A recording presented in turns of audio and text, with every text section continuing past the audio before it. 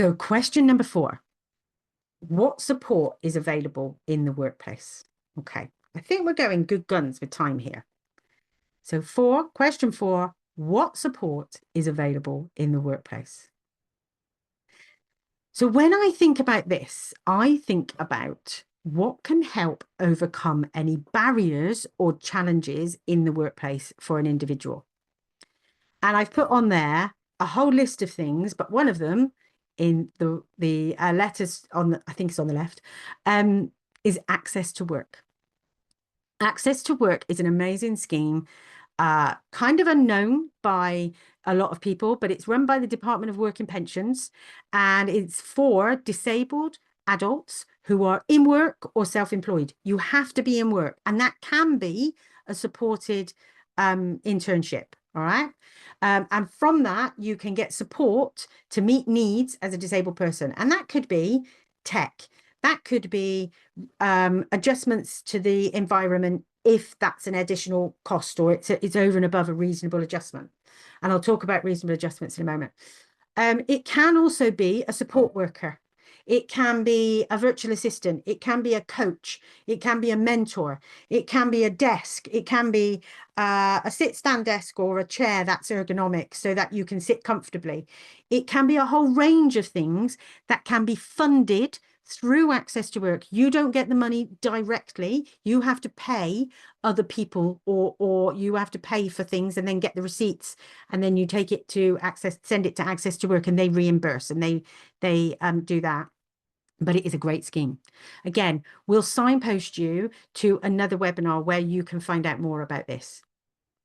But some of the other things that I have put on here are things like reasonable adjustments.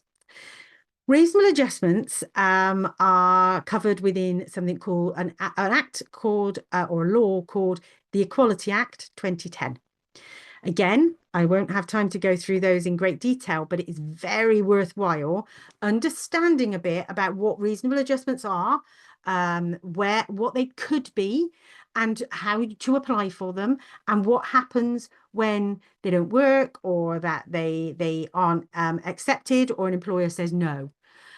It can be a really challenging time when we talk about reasonable adjustments, particularly if you're already employed and you are struggling with culture or with some of the things that are happening in the workplace, that your disability and the reasons why you need those adjustments, your needs aren't being met.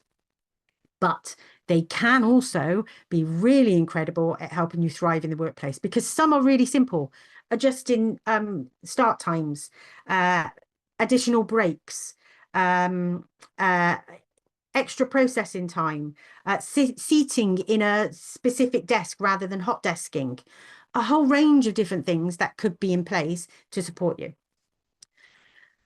The other one, coaching and mentoring, and I think I've mentioned that a couple of times, but coaching and mentoring can really help overcome barriers, particularly if you have somebody who can support you to advocate for adjustments or advocate for you in the workplace and support you to get to a point where you can advocate for yourself at some point, or not, depending on what your journey is and where you're going to be. Meeting needs in the workplace. So having employers who are able and open to meeting those needs in the workplace. Access to work, already mentioned it. Other things can be things like adjustments to the recruitment processes. Sometimes you might not know what that needs to be, so you need to ask other people for advice or support of what that could be.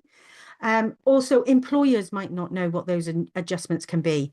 I'm going to say, come and talk to Inclusive Change at Work outside of this webinar, and we might be able to give you some advice. Well, we should be able to give you some advice on what kind of things would be in place.